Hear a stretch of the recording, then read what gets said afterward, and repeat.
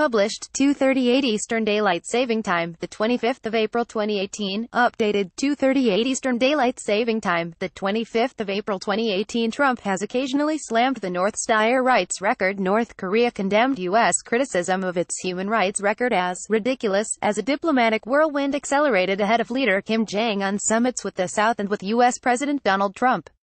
In the latest sequence of messaging before Friday's summit between Kim and South Korean President Moon Jae-in in the Demilitarized Zone, Trump demanded the North give up its nuclear weapons, while describing its leader as very open and very honourable.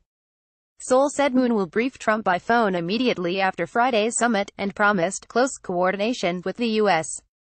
The isolated North has been accused of a litany of state-sanctioned rights abuses, including extrajudicial killing, torture, brutal crackdowns on dissent, and even kidnapping foreign citizens. The U.S. State Department's latest rights report on the North, released last week, described egregious human rights violations in the authoritarian state, from public executions to widespread surveillance of citizens.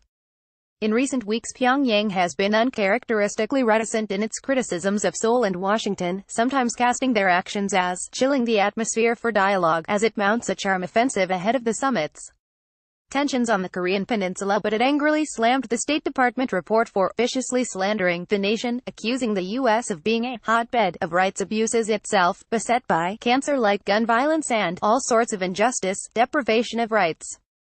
Washington was appointing itself as a human rights judge, the official KCNA news agency said in a commentary late Tuesday, adding its true aim was to create a pretext for political, military and economic aggression and pressure. The remarks came days before only the third-ever Inter-Korea summit, in which Moon will focus on persuading Kim to give up his widely condemned nuclear weapons and easing military tension between the two Koreas. They could discuss a path towards a peace treaty to formally end the 1950-53 Korean War, which stopped with a ceasefire, and reunions of families left divided by the conflict. Moon told Japanese Prime Minister Shinzo Abe that he would raise the issue of Japanese citizens kidnapped by the North's agents to train Pyongyang spies, an enduring issue in Tokyo. "I plan to tell Kim that resolving the Japanese abduction issue will help establish peace in Northeast Asia," Moon's office cited him as saying. Seoul said Moon's National Security Advisor Chung Eui-yong had met his U.S. counterpart John Bolton in Washington. The two promised to coordinate closely and discussed a possible meeting between Moon and Trump before the U.S.-North Korea summit, it added.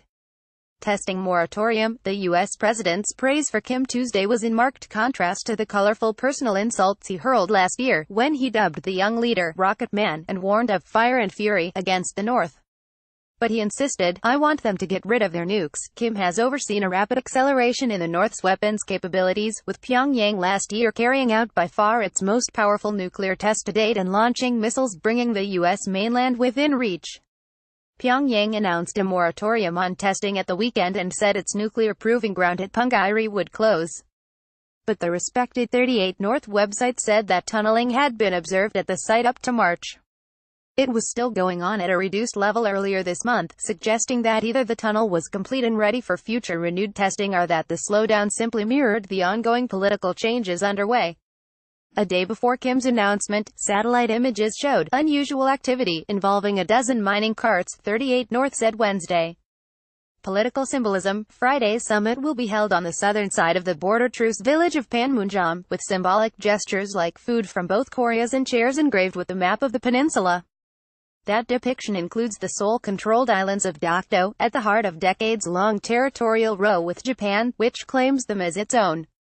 Kim has overseen a rapid acceleration in the North's weapons capabilities, with Pyongyang last year carrying out by far its most powerful nuclear test to date. The two Koreas share a common resentment of Tokyo's brutal, 1910-45 colonial rule of the peninsula, with Pyongyang sometimes threatening attacks on Japan, which is within the range of its missiles.